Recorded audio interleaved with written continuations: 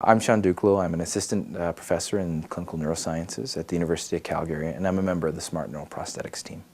This is a daily problem. At any one time on any rehabilitation ward across the country, we have people with pressure ulcers, and often with deep pressure ulcers that are going through the skin, into the muscle, down to the bone. There certainly is a big psychological impact when someone has a pressure ulcer.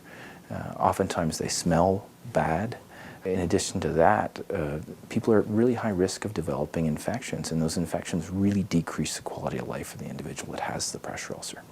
During my course of my residency training, I had a fair bit of experience dealing with pressure ulcers, specifically in the spinal cord injury population, and trying to help heal the ones that had been developed. I saw a number of people go through surgery to put a skin flap over the area and cared for them. I was involved with debriding these very deep wounds, and the situation in a lot of cases is quite dire. The possibility of being able to prevent that from happening, it was quite inspiring. I'm Vivian Mushahwar. I am the leader of Project SMART, the AIHS funded team. I'm a professor in the Center for Neuroscience at the University of Alberta. Why are we having difficulties with pressure ulcers, even though we have such huge improvements in medical care and in technologies to prevent pressure ulcers? So maybe we can take a step back and say, why don't people with intact sensation and mobility, why don't we develop pressure ulcers? Why don't we sit in front of our computers for 8 hours and still not have a pressure ulcer at the end of the day? And that's because we fidget. We fidget all the time. People with reduced mobility and sensation do not fidget. They are dependent on someone else to move them. So we thought that perhaps we can come up with a system that would help them modulate or change their posture and fidget every so often, and do it every 6 to 10 minutes or something like that. And that's where electrical stimulation came in handy. And if you stimulate the muscles that are experiencing pressure, like the muscles that we sit on, those are the muscles that break down because of continued pressure. If you stimulate them and get them to cause this fidget and this change in posture, then perhaps we could restore some of that subconscious postural adjustments to them and help them prevent pressure ulcers. So how do we deliver this electrical stimulation to the muscles that we sit on? Of course, we wear underwear. So perhaps we can embed some electrodes, or those just thin patches that can deliver electrical current to the skin. We can embed those in the underwear and use that as an approach.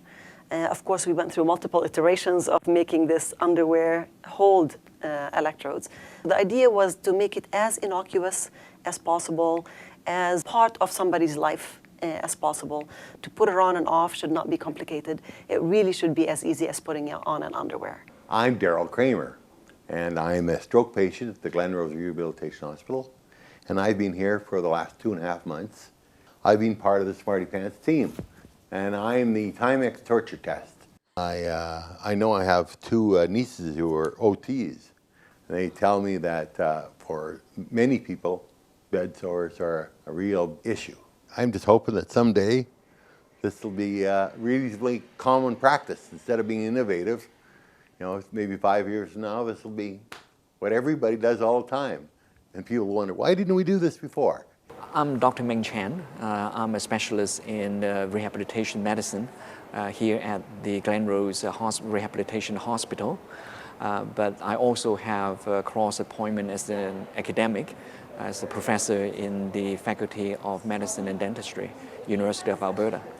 Ideas often start with, being small or maybe simple.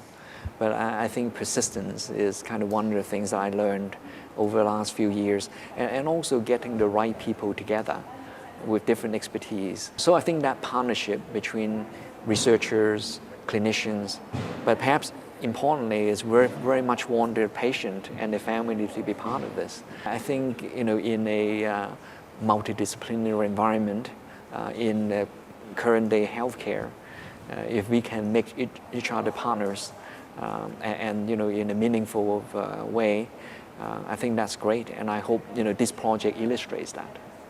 My hope is that we eradicate pressure ulcers. And perhaps Smarty Pants will not do it all the way, but together with other interventions, we could definitely do that. But I really think that Smarty Pants will play a very, very important role.